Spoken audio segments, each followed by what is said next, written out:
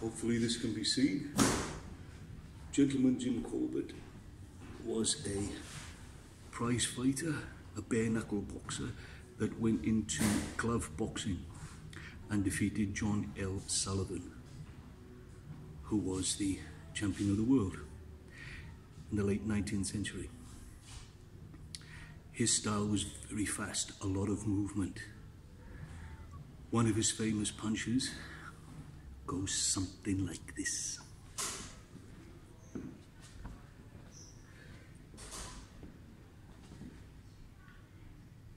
Starts off with a hook or rounding blow and then goes straight.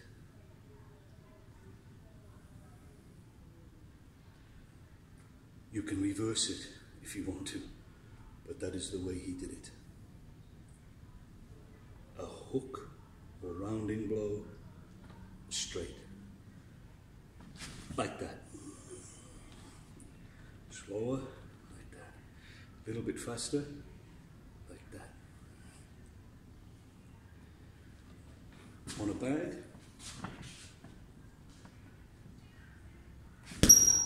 Slower.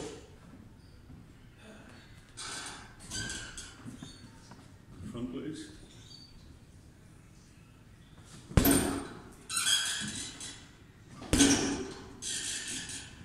You can turn your fist over if you want to. All that does really is gives you a tiny bit extra to the mark, which is very good for points, but doesn't give any more power really, because you should be aiming for your power to go through to the back of the head, not just to the front of the face. Like my power should have been aimed to the back of the bag. You always go for more density, go right to the back.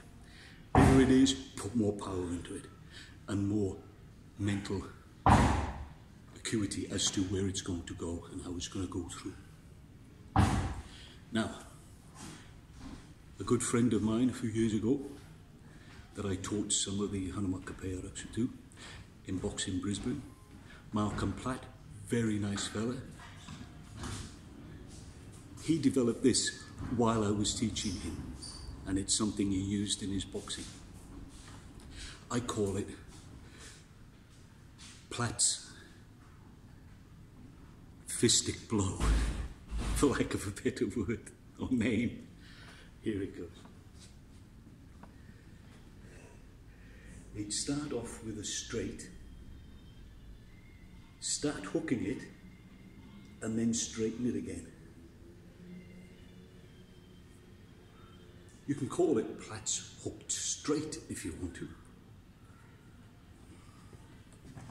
Not as powerful as an ordinary straight, but boy, doesn't have to catch them, especially if you're moving in the right direction, moving either to their right, if they are North Pole, or to their left if they are South Pole.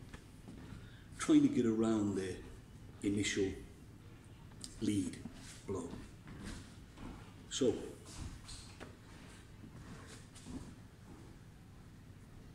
it goes something like this. Very hard to see.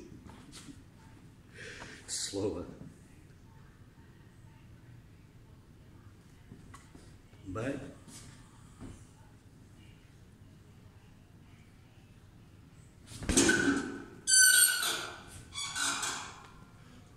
What it does,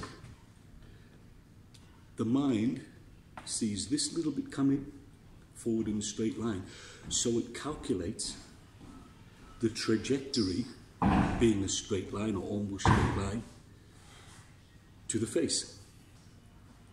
It anticipates that. Suddenly it turns into a hook or a rounding blow, which means a new calculation. So it's, oh no, it's coming this way. It's a rounding spot. Before it actually finishes, it changes back to the original straight, which confuses the mind for that split second, because it equates the first one with the third one, the two straights, and it virtually nullifies both of them. And it's still on the rounding bit. It's all a bit too fast. It works and it catches them. wouldn't use it so much in a real fight, more for a boxing thing, but you can use it in a fight. It depends what your opponent is like and how fast he is and how good his reflexes are. Alright, so that was a Corbett blow with a Platt's blow. Thank you. Jai Bajrangbali.